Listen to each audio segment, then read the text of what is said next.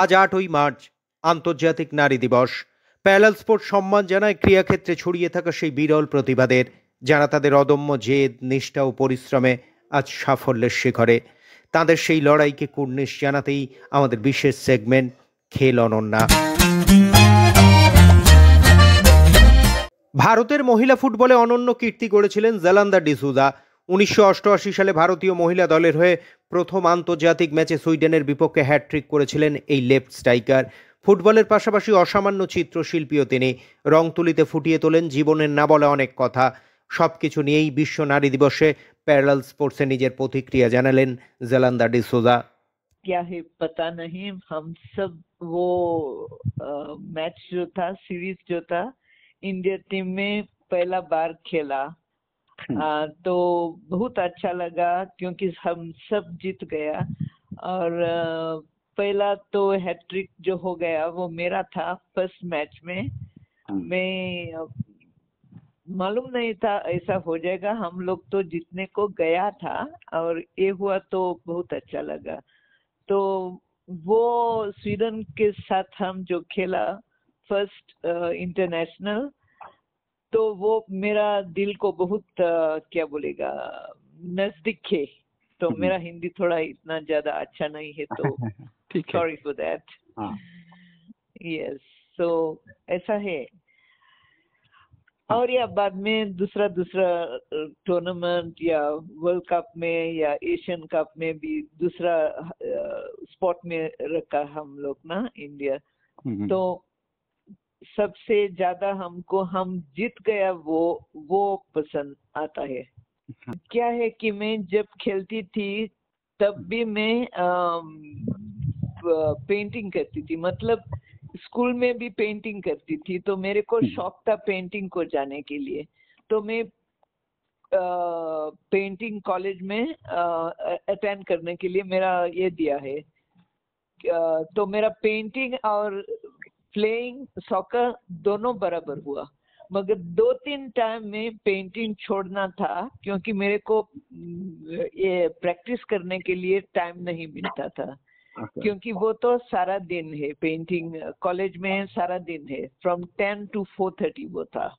और मेरे को मेरा विलेज से जाने के लिए 1 घंटा लगता था, तो मेरे को टाइम नहीं मिलता था। तो मैं छोड़ने का प्रयास किया। तो मैं प्रिंसिपल को बोला, देखो मेरे को शौक है पेंटिंग का, मैं 2 बरस के बाद फिर आऊंगी, क्योंकि खेलने को तो टाइम लिमिट है, मगर पेंटिंग तो सारा लाइफ को जाता है। Thank you so much what you gave us, what you gave Indian football. Thank you so much. It was always my pleasure, and I always wanted to represent the country, and there's no better feeling than representing your country. So thank you so much. মহিলা referee হিসেবে ভারতীয় ফুটবলে অনন্য নজির গড়েছেন মেঘালয়ের মেয়ে রিহোলাং ধর। ভারতের দ্বিতীয় মহিলা রেফারি হিসেবে 2024 সালের নভেম্বরে ডোমিনিকান প্রজাতন্ত্রে অনুষ্ঠিত অনূর্ধ্ব-17 মহিলা বিশ্বকাপের 4টি ম্যাচ পরিচালনার দায়িত্বে ছিলেন তিনি। তার মধ্যে স্পেন ও ইংল্যান্ড সেমিফাইনালের মতো গুরুত্বপূর্ণ ম্যাচও ছিল।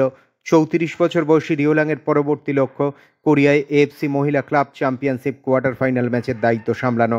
তার আগে শিলং থেকে সরাসরি প্যারাল স্পোর্টসকে নারী দিবসের বার্তা পাঠালেন রিহোলাং। তার কথাতেই উঠে আসলো মেঘালয় থেকে আরো বেশি সংখ্যক মহিলা রেফারি তুলে আনার প্রসঙ্গ।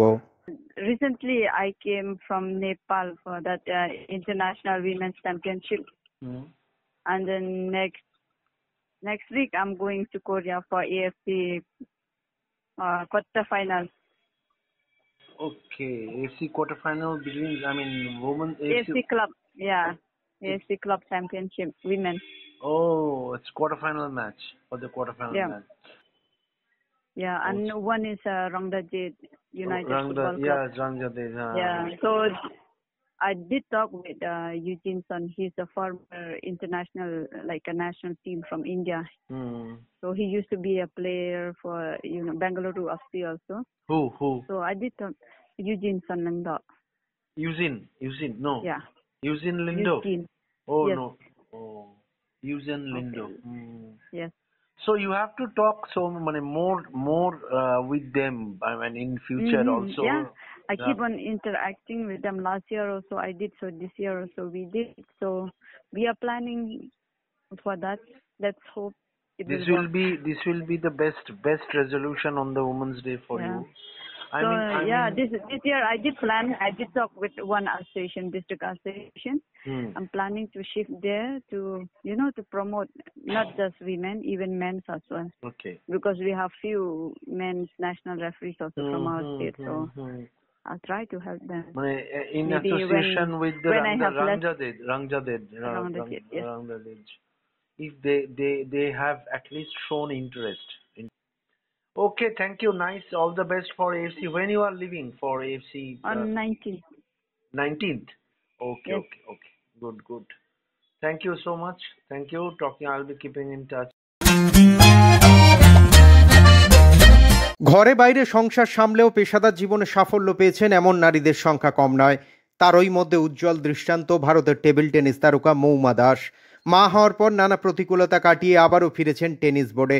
40 বছর বয়সেও জাতীয় আন্তর্জাতিক স্তরে রাজ্য ও দেশের হয়ে প্রতিনিধিত্ব করে যাচ্ছেন তিনি।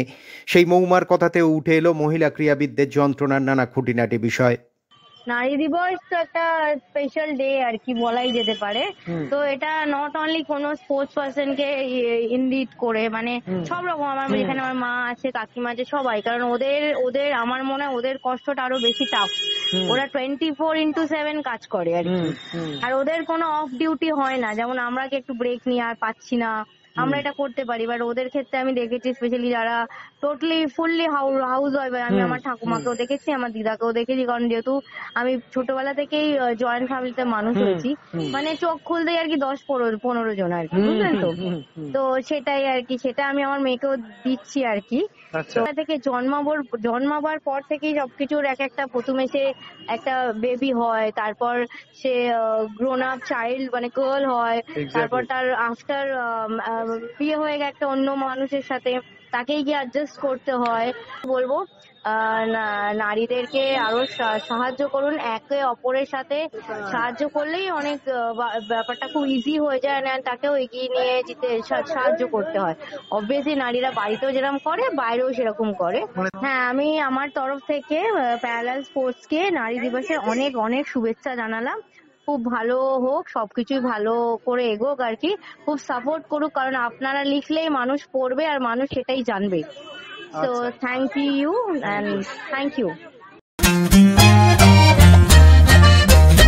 জাতীয় গেমসে জিমন্যাস্টিক্সে সদ্য বাংলাকে সোনা এনে দিয়েছেন দক্ষিণ 24 পরগনা জয়নগরের মেয়ে প্রণতি দাস। কিন্তু তারপরেও বিশ্বকাপ ট্রায়ালের ক্যাম্পে রাখা হয়নি তাকে। তবু হাল ছাড়তে রাজি নন প্রণতি। নারী দিবসে তার গলাতেও শোনা গেল নারী শক্তির বন্দনা। সাফল্য দিয়েই উপেক্ষাকে মুছে ফেলতে চান তিনি। প্রথমে এটাই বলবো যে আন্তর্জাতিক নারী দিবসে আমার প্রত্যেক মা বোনেদের শুভেচ্ছা, অভিনন্দন। তারপরে বলবো যে নারী বলতেই আমার মা দুর্গার কথা মনে পড়ে। কারণ মা দুর্গা 10টা হাতে যেরকম ভাবে সর্ব জিনিসটা, মানে প্রত্যেকটা জিনিস ধরে রেখেছে, তার পাওয়ার, তার পজিশন, সবকিছু সেই মার থেকেই শেখা। তা সেই মার পরে আমার মা আমাকে তৈরি করেছে, এটা ভগবানের ইচ্ছা।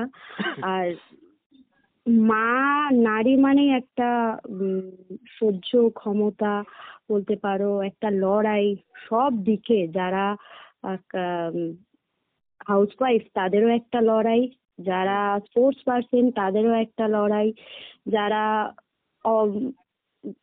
বাইরে এই যে পড়াশুনো করছে তাদেরও একটা লড়াই। হ্যাঁ, তো এই লড়াইটা সারা জীবন চলে যাবে, মেয়েদের লড়াই। আরেকটাই কথা বলবো যে মেয়েরা এখনো হয়তো সেই রকম ভাবে ফ্রিডম পায়নি। কারণ এখনো ছেলেরা সবাই বলছে যে ছেলে মেয়ে নাকি এখন বোধ এক হয়ে গেছে, বাট আমার মনে হয় না যে ছেলেরা মেয়েরা এখনো অব্দি এক হয়েছে। কারণ এখনো নারীদের বাইরে এখনো খুব ডেঞ্জার, আমি বলবো রাত্রির বেলা সেই জিনিসটা এখন অব্দি ঠিক হয়নি যে মেয়েরা ফ্রিডম ভাবে বাইরে একা চলাফেরা করতে পারবে বা ঘুরতে পারবে। তো নারী দিবসে সবাইকে অনেক অনেক শুভেচ্ছা।